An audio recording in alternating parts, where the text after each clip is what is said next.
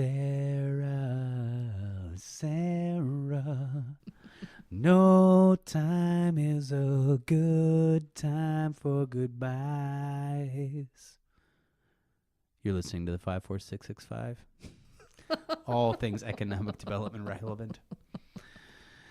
I am Luke Zahm, owner and chef of the Driftless Cafe. This is Nora Roughen-Schmidt to my left, executive director of the Viroqua Chamber Main Street, and we have with us today a very special guest, Errin Welty of the WEDC. I think we should clap her in. You want to clap it in? I feel like we should. Can I get it? Caleb, do you have a sound effect for the clap? Is this something that goes in post-edit or like we... No, we just do it. Yeah, We just clap her in. All right. Yeah. This is that DIY placemaking stuff that we've been talking about on the 54665. Do it yourself. What does this need? It needs a clap. Needs a clap in. That's right. We also need a laugh track, I think. We do. For the majority of the bad humor that I throw forward. I think it would be helpful. It's really awkward for me being to your left because I can't see you most of the time. Oh, wow. So you're right adverse? Is that what you're saying? I don't There's know. a podcast on the history of the laugh track, and Yeah. I can't remember which one it is, but it was hilarious, and you should listen I think to we it. should. Do you think it's actually hilarious, or was it just because other people were laughing at it? Fascinating. No, it was amazing. It had like all the there's one guy that invented it. It had a machine with like 60 different laughs, and you combine them together in different ways. It was crazy. You should Google it. That's awesome. Have you ever heard of laughter yoga on a tangent? See, that's No, I don't want to I think talk that's about like laughter goat yoga and the things I don't need to do. No. It's hysterical. We had an employee at the cafe who had like a webcast that she did laughter yoga, and what she did. Do you want to try it with me, Errin? No. Okay, I'll take that as a yes. What we do is we open up the bottle of laughter cream and we take a little bit out. Nora, you're I'm not into doing this either. Oh, come on! And you put a little on your face, and as you put I had to do this one time, and it was horrifying. It was kind of like being in a room with a bunch of different people dressed as creepy clowns because everyone is fake laughing, but it's supposed to make them feel better. You know what's funny? Here's the thing. Like, when we started doing it, of course, you feel a little ridiculous, but then, you know what happens? No, you feel ridiculous the entire time. You start laughing. So it kind of works. And, it's engaging. And that's the part, right? Like you go into it with an expectation that you're not going to like it, and then suddenly you find yourself engaged and laughing as a group or by yourself, or you find yourself in the hallway like me, watching all of the other more people. like hypnotists, where you're just sitting there like, Yeah, no. what is What wrong is with this? all of you people? Yeah, no. Well, speaking of engagement, we want to talk a little bit Nice about resources segue. for businesses and community engagement. You thought I That wasn't was a going brilliant- anywhere? No, I loved that. I Seriously. knew exactly where you were going. Segway with that. Sam, that is Good me. job. Yeah, you're welcome. That's why I get paid the big bucks in the volunteer organization. My segues, my But power of this is segues. so fun. Is it? Yeah, it is fun. It is really it? fun. So resources for businesses and community engagement. So there's a lot of questions. I remember when I was starting my business, Errin, like it was overwhelming, right? There's a zillion things that you think should be the first best step. And, I spent a lot of time taking meetings with people and probably wasting their time because I didn't know what questions I needed answered first, right? A lot of ambiguity out there. What are some of the resources available for aspiring business owners?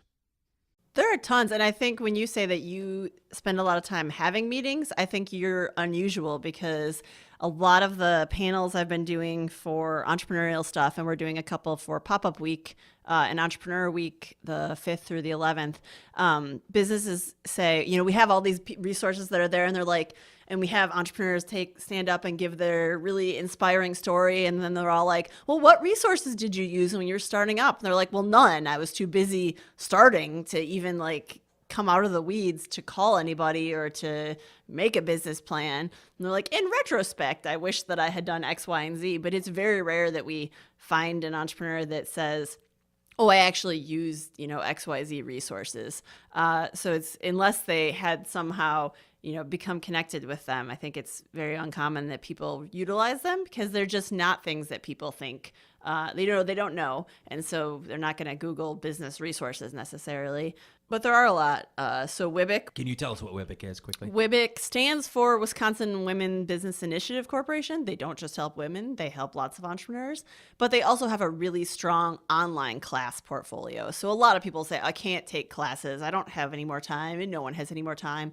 But they do have a great online cohort, and it's great because then you're on it with all people who are starting businesses. So the network is critical.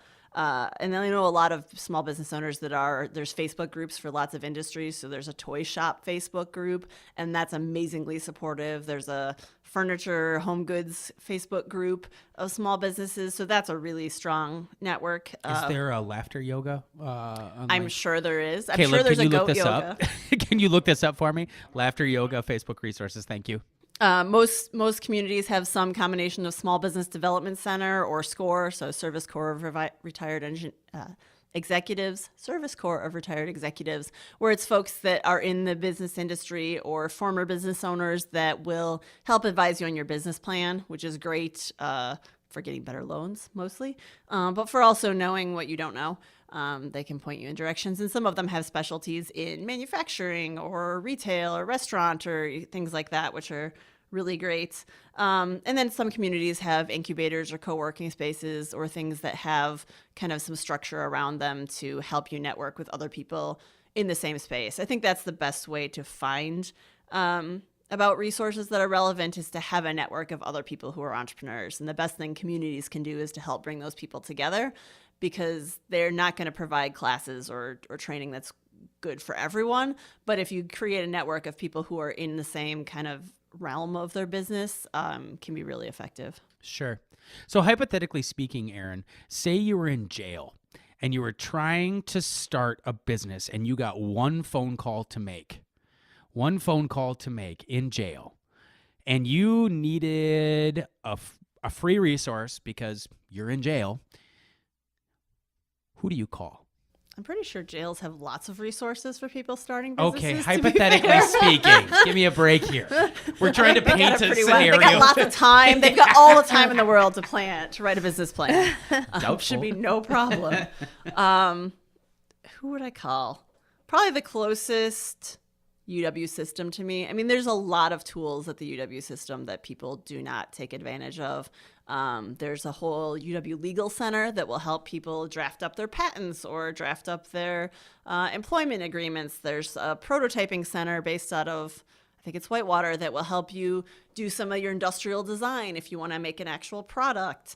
There's lots of UW groups, student classes that will do marketing research, that will do kind of marketing plans or websites. So that's probably... It's a one call that would get me lots of stuff at the same time. Awesome.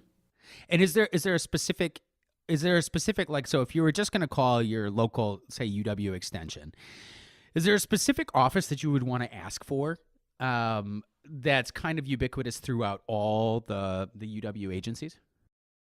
It depends on where I was. I mean, so they have a family business center, okay, based in Oshkosh. That's great.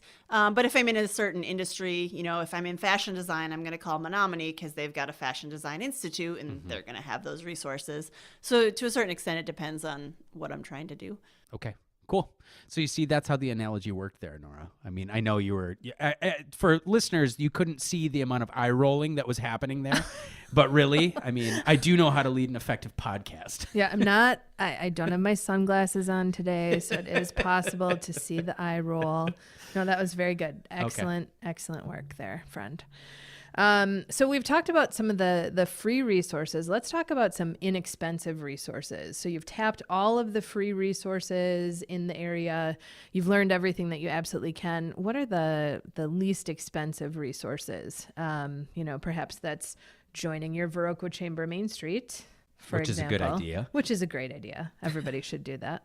But like also, if you can, Errin, if you can qualify a little bit, like, what does inexpensive, like, are we talking like $5,000 or less?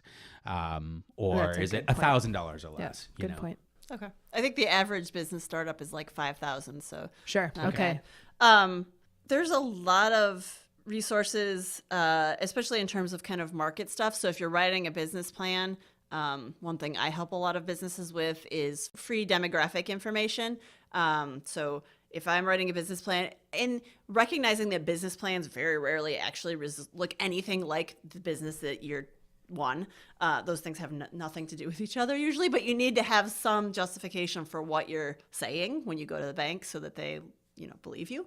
So a lot of what I do is say, okay, you're going to sell jeans. Your target demographic is 20 to 35 year olds. How many of them are there in your region and how much do they spend on jeans? Because if you need all of them to buy a pair of jeans every month, probably that's not going to happen. Or looking at the census data and saying, okay, the average women's clothing boutique earns $350,000 a year. You say you're going to earn $700,000.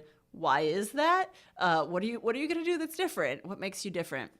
So if you're a member of a Main Street community, you can call me and I will give you that. But that information is available kind of for low cost through UW Extension. Some of the regional planning centers all have subscriptions to either the Esri or Claritas. Also the economic modeling statistics. So they look at wages. So it's important to know, what am I going to have to pay these various people? We all know businesses that pay way too little or way too much, and it's not going to work very long that way. That's really, really good. Yep. Well, thank you for affirming my affirmation. Yep. Good Marketing Double too. stand. There's probably lots of good marketing resources, and I think the one thing most startups do is do not budget for marketing. They're just like, we're just going to all do it on social media. Yeah. Which is great as far as it goes, but you're going to need to spend a lot of time on social media if you're really going to make that work, and you probably don't have time. So I work with one small business, and she's like, you know what? Social media is a rabbit hole. And in order to do it well, I know I have to respond, I have to I have to post, I have to follow similar pages. She hires a consultant out of Seattle who will, and I don't know how this woman got started in this, but she will spend 3 15-minute blocks per day on this business, on any of our client businesses. And she will go in to Instagram, to Facebook, to whatever you have. And for 15 minutes, she will comment, reply to anything people have said. She will look for other cross-posting options, with similar businesses. And as a result, this shop has their top 5 customers are out of state. They do most Instagram sales out of state. Wow. But she could never do it herself because she takes it personally. You get sucked in. She can't be impassionate about, spending time on social media because she knows these people. So for her, hiring that person, which doesn't cost that much, to do that on a reliable, regular kind of scientific basis can get a lot more results. For any listeners out there looking for a potential business idea that as a business owner, I could say I would utilize. Like, social media for me is a very necessary evil. I think Nora actually said in her position as executive director, she lives on social media. But social media for me, I think, is sometimes heartbreaking, right? When you have people who can fire off reviews about your restaurant or this thing that I am so passionate about and it has so much meaning and intensity for me, it can just be devastating to read about someone's experience that was less than perfect. And that ability to see that, filter it, respond to the ones that need response, walk away from the ones that need to be walked away from is a definite art and a balancing act and is definitely necessary. So that's an awesome idea. But I think a lot of entrepreneurs, going back to your point, say that social media is like how they're going to do their marketing. I know that when I got into business, that was part of it. What are some other ways to effectively engage a community outside of social media? It kind of depends on your demographic and the place. I mean, there are certain communities we work in where newspaper is still a thing, where everybody still subscribes, or where, there's only 2 radio stations that you get in the county and everybody listens to them in their tractor or in their car, and that's a great way. I'm a big advocate of having communities figure out what works and do a survey. When you have an event, how did you hear about us? So Edgerton has their Chili Fest, and they had hired some people to go walk around and do surveys. And the billboard, the temporary signs at the beginning of town, that was how 70% of people heard about it. Well, in that community, that is what you need to do. So it kind of is going to depend, but you're going to need to talk to other businesses in the community and figure out what that is for your community. We do have some of our downtowns that have established mentor services or kind of mentor relationships. So you can say, hey, Luke, just so you know, this weekend is, hometown days, and you should be prepared that everyone's going to show up downtown at 4 and they're all going to be families. So you're going to want to make sure you have enough milk so you don't sell out of, can't make hot chocolate. Right. But a new business would have no idea. That's happened to several businesses that I've worked with where they weren't prepared and then they sold out of milk and they couldn't sell hot chocolate and they had all these disappointed families that are never going to come back. Yeah. Because they can't that business can't even buy enough milk. I mean, how can they not, have hot chocolate? They're a coffee shop. Yeah. So kind of doing the market research locally and not just thinking, well, I know everything about ordering for stuff. There's a lot of nuance. Mm-hmm. Well, and what about the event with the hot chocolate? There are many new businesses that are nervous about spending resources on all of the hot chocolate and to what end, right? Some of these startup businesses that have this budget of $2,500 or $5,000 for marketing and for events and for other things, how do you decide which events to be part of? How do you decide when it's okay to spend money? How do you make sure that the money that's being spent at some of these events comes back in an important way? What would you say about that? I think it's important to have an understanding of who you are, who your customers are, and what you're trying to achieve. And if you have a reasonable budget, so say I've set, I've set 5% of what I plan to make this year. That's my marketing budget. And you know what you have to work with. And if you say, okay, I have $5,000 for the year and my target audience is families, I'm going to find the family events and figure out how to maximize those dollars and get in front of them and kind of engage with them, not just give them a coupon or, walk in a parade. But, for the most of my dollars, I'm going to use those to engage with that audience as opposed to just try sponsoring things. But then I'm going to track it. And if that didn't work, then, adjust. But not everybody uses ways to track what they're doing.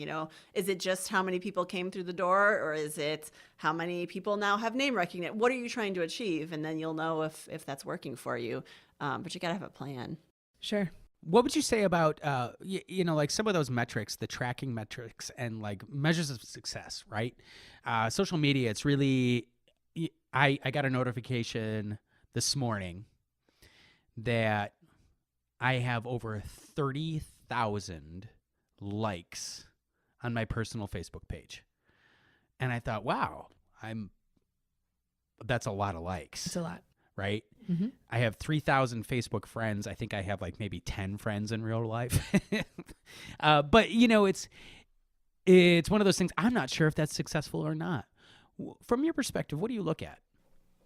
I mean, partly so your likes, your audience is important because when you do have something to say, it's easier to get it out to that audience, the bigger it is. But it's all about engagement too. Can you post an event and then what % of those people actually say they're interested or are going to attend? Is that turning into actual people coming in your store? Lots of businesses, one of my favorites, a bridal shop, ran a contest through Facebook, and it was, if you share your wedding photos of a dress or a tux that you got at our shop, we'll enter you in a drawing to, have a dinner out downtown, which is great because all wedding photos are professionally shot. So you have all these gorgeous brides and grooms in actual clothes from the store. But it's, making those people engaged for a reason, for the benefit of their store. That's awesome. Mm-hmm. That's a good idea. One of the things that is sort of fresh in my mind right now, some of the feedback that we have received from participants in the wine walk and that we also received at the beer walk was the difference in hospitality from location to location on the wine walk and on the beer walk was major. So in some places you had gorgeous food and giveaways and coupons and real hospitality. And in other places you had Ritz crackers and cut up cheddar cheese and nothing else. The reason that I asked before about, how do businesses decide when to put their effort in? I think this is an example of people who attended the event had a really good time, but the fact that they were able to say, some of the hospitality just wasn't there. That's part of the customer service. It's part of the marketing. It's part of making sure that people are enjoying the community and the experience in general. What do you think about things like that? How can businesses be encouraged to really create that experience so that they can benefit? Well, I think it goes down to, if you're going to do it, you should be all in. So if you're going to do something and you're going to commit marketing dollars to it, you need to do it. And if it's not meeting your target market, just don't do, you're not benefiting anybody. I'm sure some businesses just feel like they should participate, so they do, but maybe they're not, their heart's not in it, or they don't really see the value. So leave it for people who are really going to benefit. And it doesn't have to cost a lot of money, right? I mean, it's great if you have a great food spread, but maybe you can hire a masseuse to give shoulder rubs. Maybe that's cheap. Maybe you have a sister that's a masseuse that could do shoulder rubs. You can do things that don't cost money that provide an experience. But certainly, yeah, we all know businesses that are not, they just don't have customer service on a daily basis, let alone when it comes to events. But yeah, if you know what you're in, that you're committing to only those marketing things that are going to move the needle for you, then do them to attract that group, or don't do them. Nothing's worse than doing something half-ass. Sure. You don't by chance have a sister who does shoulder rubs, do you? I do not. Okay. Dang it. I don't have a sister at all. I was thinking maybe you were projecting a little bit there. But on that same note, maybe you have a friend that does laughter yoga. And maybe that's maybe that's part of the marketing experience that you're trying to create. It could be. If you have a comedy works or a comedy studio, 100% that's what you should do as your thing, because that would be fitting. Exactly. All right. Well, we've been talking with Errin Welty today from the Wisconsin Economic Development Corporation. I'm Luke Zahm, and this is Nora Roughen-Schmidt, and you've been listening to 54665.